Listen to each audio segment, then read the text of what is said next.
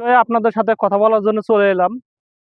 বাংলাদেশ সরকারের একটা সুযোগ সুবিধা আমাদের জনগণের জন্য দিয়েছে, সেটা হলো আমরা যারা অ্যাক্সিডেন্টে মারা যায়, দুর্ঘটনা ঘটে, সাধারণ অ্যাক্সিডেন্ট, তাদের জন্য একটা বিশেষ একটা ভাতা আছে।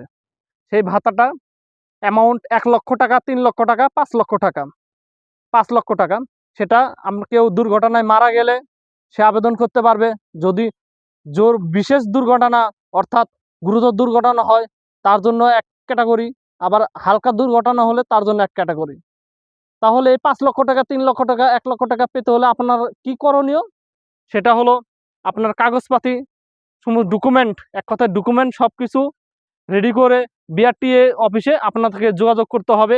সেখানে একটা ফর্ম পূরণ করে সাবমিট করতে হবে। ফর্ম পূরণ সাবমিট করলে আপনি পেয়ে যেতে পারেন আপনার কাঙ্ক্ষিত এই সুযোগটা।